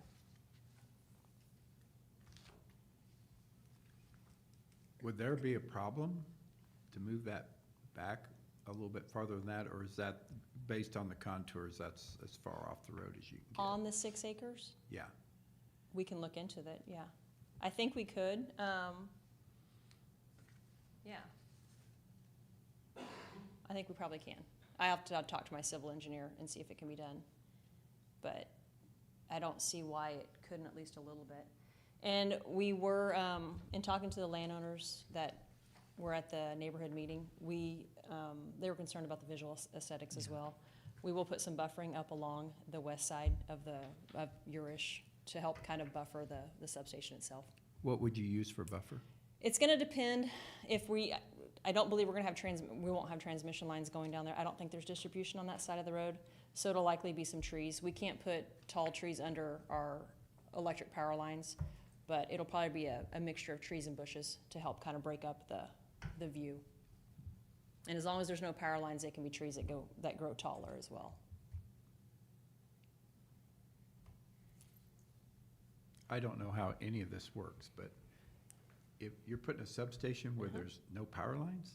There will be eventually power lines into there, but as long as they don't come into the substation on that side, which I don't believe they're going to. We haven't done the whole study on where the power lines are coming in at. I believe they're gonna come in from the north.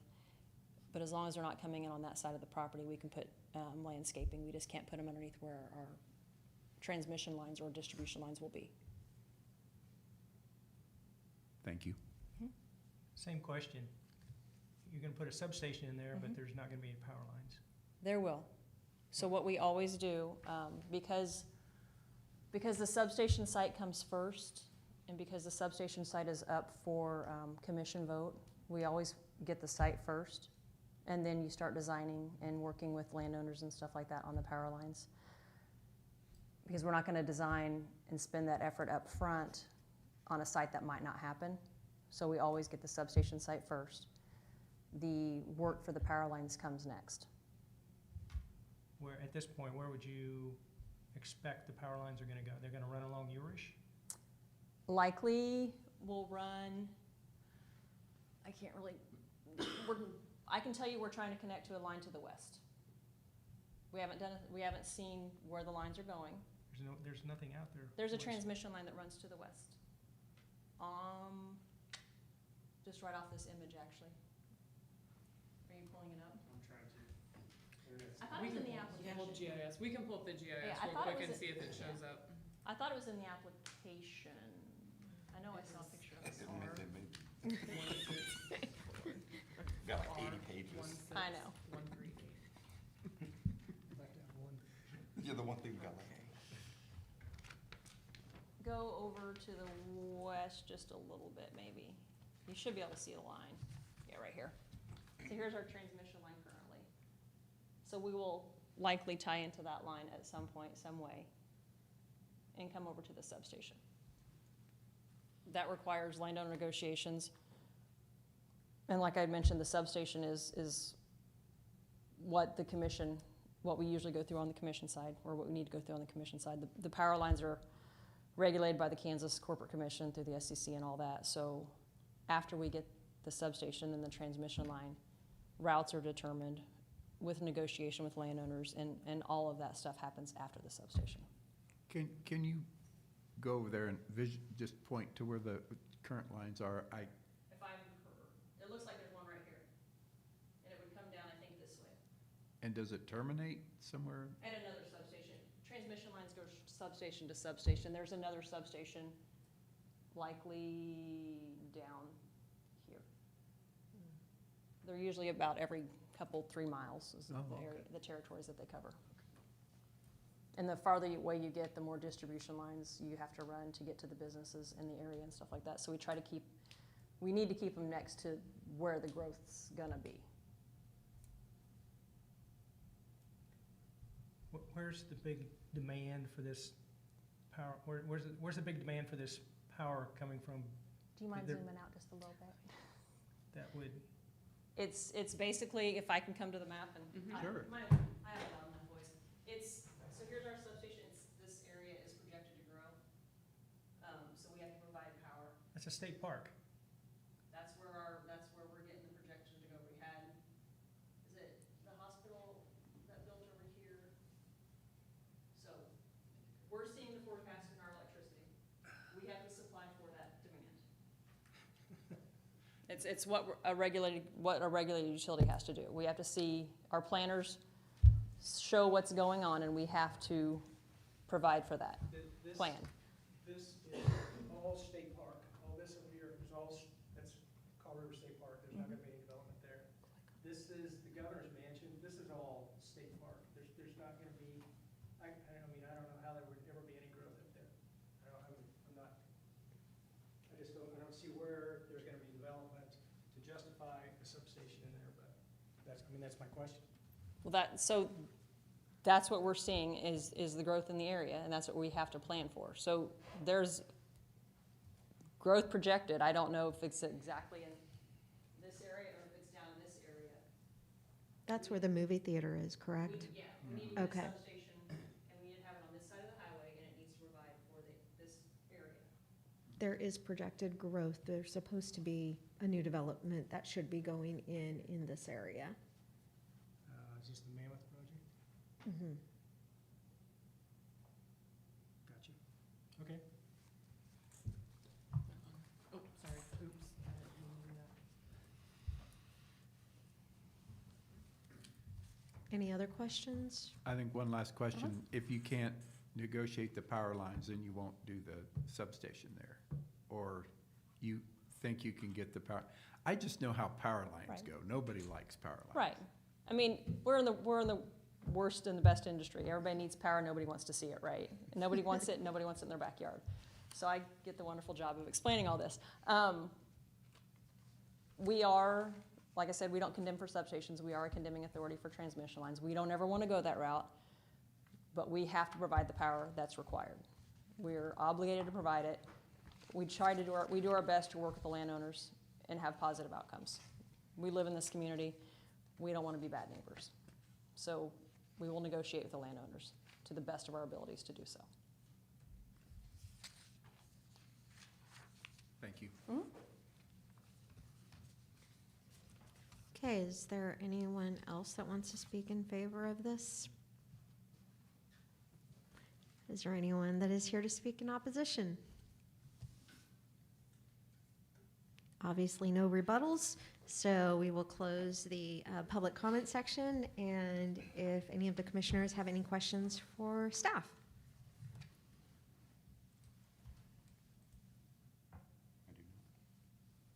No? All right, does anyone want to make a motion? I would move to approve the application, given the following 4 conditions listed are followed. I second. All right, we have a motion and a second, so we'll take roll call. Myron Langwetter, No. Dan Bryan, Yes. Nick Johnson, Chad Gerhardt, Rosa Cavazos, Yes. Terry Robinson. Yes. With 3 votes in favor, the item is recommended for approval to the Board of County Commissioners on October 13th. Thank you. Thank you. You can stay if you'd like. Solar is the next topic of discussion. It's not as fun, right?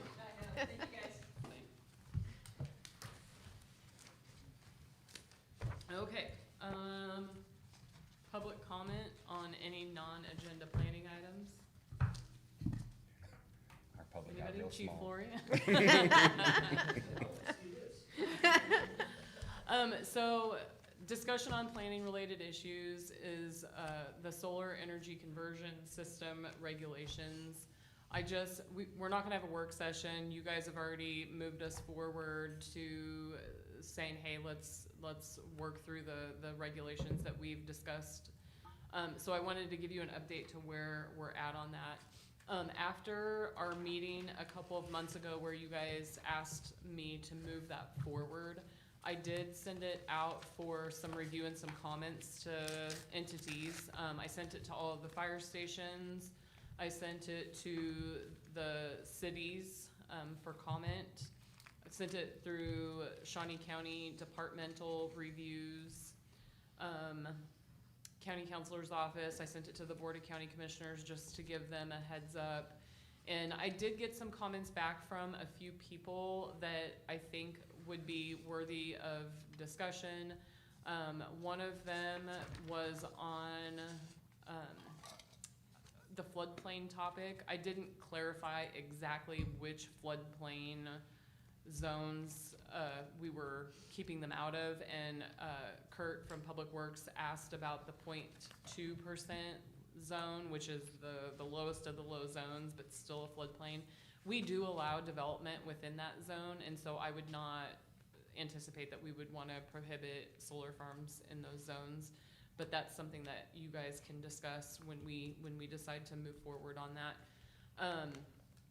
There was some discussion from Chief Flory sent some questions about the distances apart for the solar arrays, wanting to make sure that if they needed to get an apparatus onto one of the solar fields, that they would have the ability to maneuver around to put out fires. As you are aware, we said no battery storage, and so that was a discussion with Chief Flory, as well as the fact that maybe in the future, if we did add battery storage, that would be something that they would want to take into consideration based on fire status. One of the fire chiefs mentioned his concern about the waiver of property taxes. We did have in the regulations that a pilot agreement, which is a payment in lieu of taxes, a pilot arrangement could be negotiated with a particular solar company. We do want to be careful that we don't put specific requirements on a payment in lieu of taxes, because we don't want a payment in lieu of taxes to be a condition of being approved, because then it looks like we're saying, well, you have to pay us this amount of money in order for us to approve it. So we're not putting in there specifics. I think that that's something that, is a case-by-case basis based on the circumstances of the solar farm and maybe the location and the entities that it could affect if there was a waiver of property tax on that particular land. So several topics like that came up. For the most part, environmental health did suggest that maybe we have a setback from particular waterways, so that if there is any environmental runoff, that it would protect those waterways, and so we can look at that.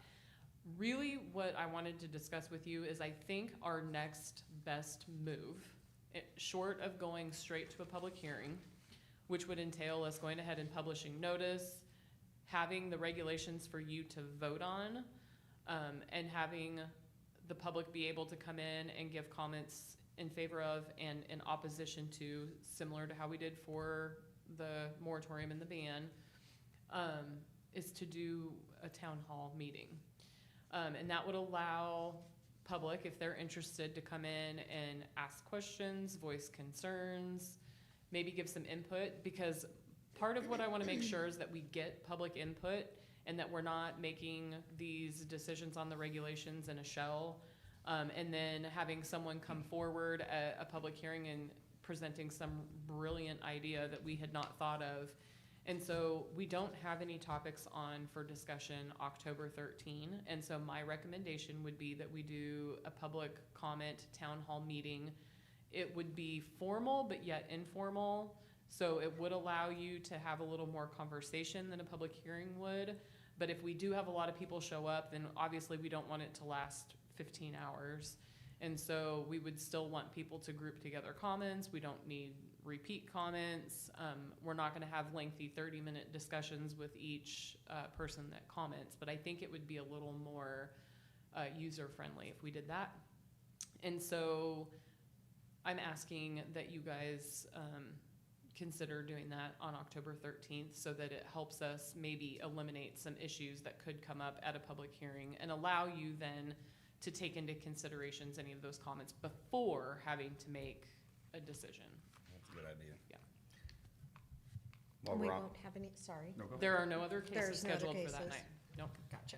Yeah, Well, since well- we were able to have a meeting tonight, we don't have any other cases. I just want to go on record that I can't imagine anybody would have any more brilliant ideas than we've already come up with.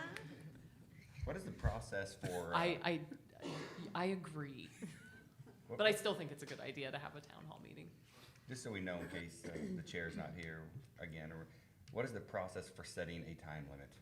I'd be very interested in that in future meetings. The chair is the person who sets that time limit. So And who we tracks could, it? well, that's Jeanette. And so when we did the rodeo, she did set a time limit that night to, and then we also limited it to new information, not a repeat of all the old information. And when we heard the rodeo originally, I'm actually pretty sure that the chair was Tyler Tenbrink, and he also set a time limit because we had two controversial topics that night and both had a lot of people.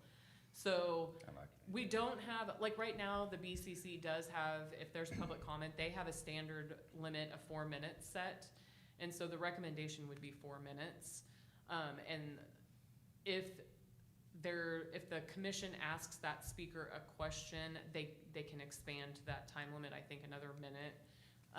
So we could set a 4-minute time limit, or if there's not a lot of people, it can be, so we've left it open because in some cases you only have 2 or 3 people and setting a time limit doesn't make sense. In the case where you have a lot, it usually does make sense. That's the first meeting I was at that it would have Yeah. really proved useful, not just the 4 Yeah. minutes, but also give us some new information. Yeah. I mean, I get that everyone's up, the road thing, got it, the noise thing, I mean, I just in the interest of moving it along and, can you, like, if we get started and like 5 or 6 people stood up and then more people once you get going, you have. No, it has to be across the board. I thought of it after as the first person was going, I was like, we forgot to set it. Yeah. Yeah. It was not lost on me, and Yes. it will not be lost Well, I next mean, time. tonight was kind of a disaster in and of itself because, there were only 4 of you, and then the chair and the vice chair were both gone, and I did not recognize that until we were sitting here, and I was like, wait a minute, we have no chairperson.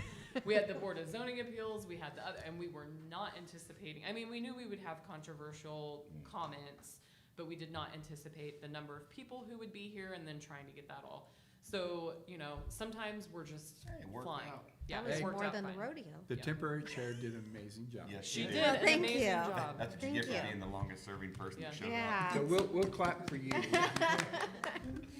I tried to keep everyone in order. That was a job. All right, so do we have to do anything? You don't need to make a motion, I just want, Perfect. I mean, the biggest thing is that we have, we don't have to have a quorum, but the more of you here present for that, the better, because I Sure. want you all to be able to participate in those conversations. We do anticipate a couple of agenda items in November. And then, as of right now, we don't know about December.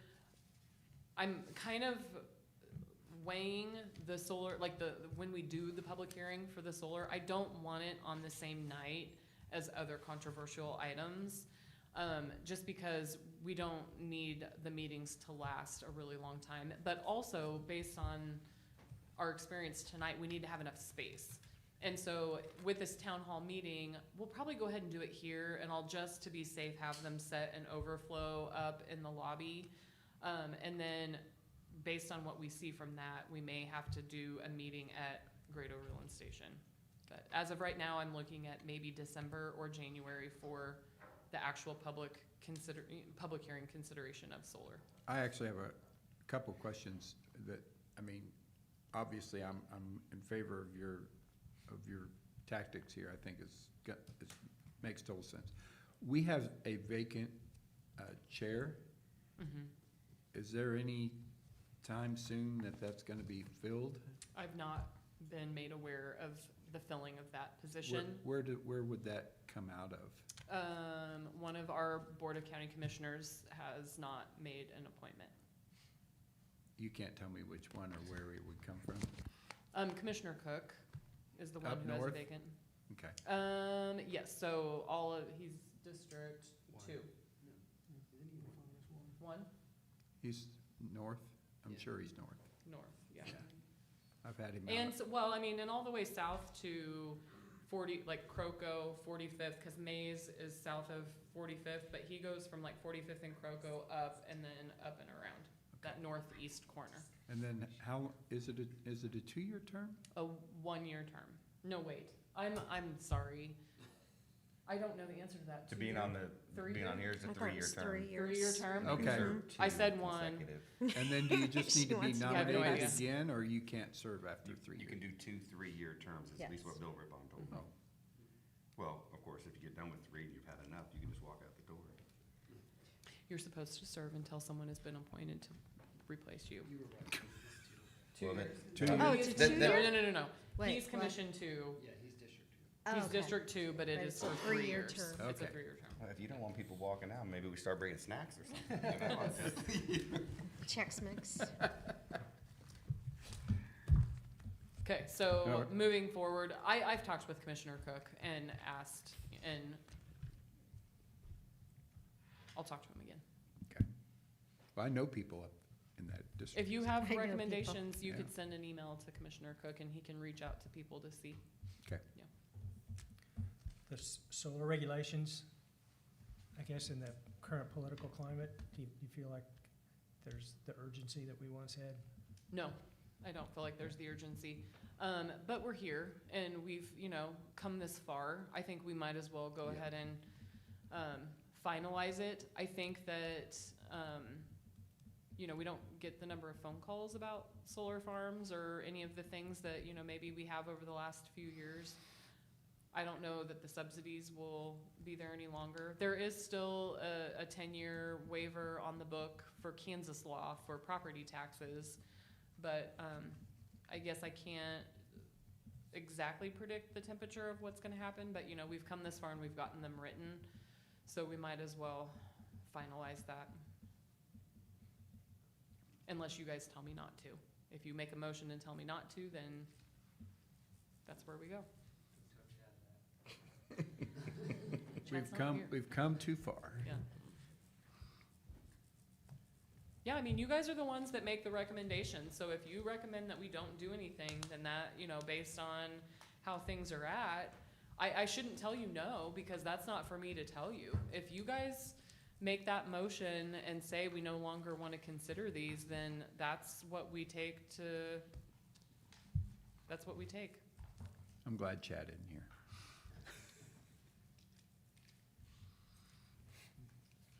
We adjourned? If we have a motion, Go for it. do we have a motion? So moved. Second? All right, thank you. Have